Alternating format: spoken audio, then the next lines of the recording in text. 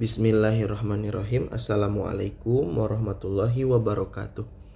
Perkenalkan, nama saya Ahmad Zulfa Khotimi dari Angkatan ke-19 Lansar CPNS Kementerian Agama tahun 2025. Pada kesempatan ini, saya akan menyampaikan hasil resume terkait submateri kegiatan kesiapsiagaan bela negara.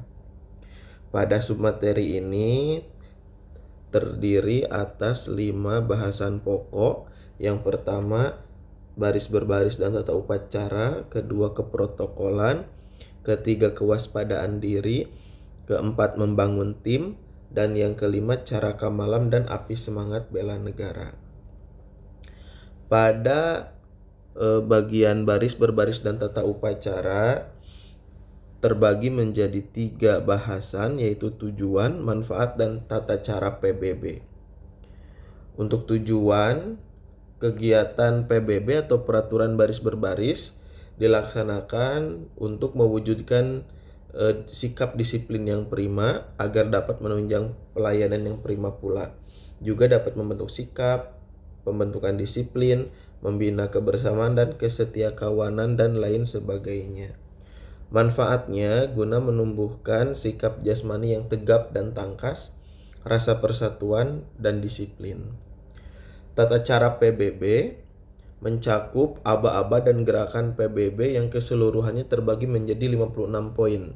Dimulai dari aba-aba pelaksanaan yang terbagi menjadi 4 jenis, yaitu aba-aba gerak, jalan, mulai, dan selesai. Kemudian dibahas juga mengenai sikap sempurna posisi duduk di kursi, dan diakhiri dengan cara menyampaikan laporan dan penghormatan. Kemudian pada bagian keprotokolan terdiri atas 6 bahasan. Yang pertama, pengertian, tata tempat, tata upacara, tata penghormatan, pelaksanaan kegiatan apel, dan etika keprotokolan. Keprotokolan adalah serangkaian kegiatan yang berkaitan dengan aturan dalam acara kenegaraan atau acara resmi yang meliputi tata tempat, tata upacara, dan tata penghormatan sebagai bentuk penghormatan kepada seseorang sesuai dengan jabatan dan atau kedudukannya dalam negara, pemerintahan, atau masyarakat. Tata tempat berdasarkan pasal 1 ayat 7 Peraturan Pemerintah Nomor 62 Tahun 1990, definisi tata tempat adalah aturan mengenai urutan tempat bagi pejabat negara, pejabat pemerintah, dan tokoh masyarakat tertentu dalam acara kenegaraan atau acara resmi.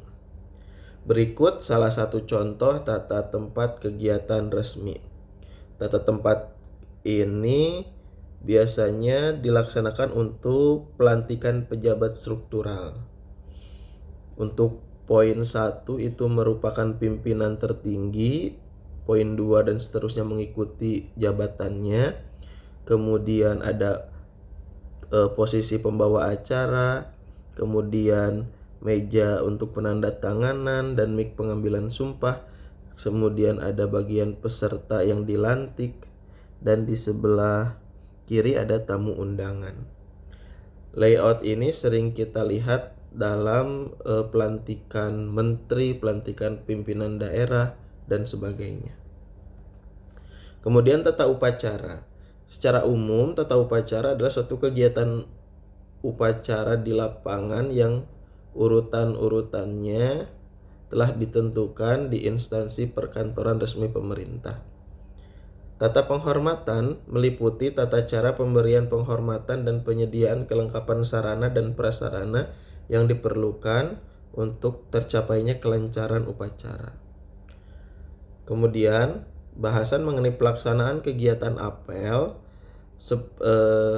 Pada dasarnya, apel merupakan kegiatan berkumpul untuk mengetahui kehadiran dan kondisi personil dari suatu instansi perkantoran atau lembaga pendidikan yang dilaksanakan secara terus-menerus atau rutin.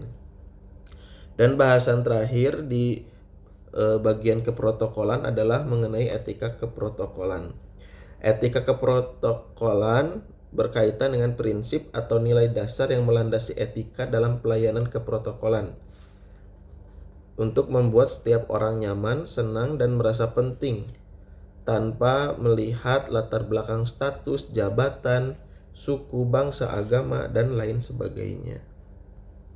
Kemudian untuk pembahasan mengenai kewaspadaan diri terdiri atas 7 bahasan, dimulai dari pengertian intelijen hingga implementasi bagi CPNS-nya.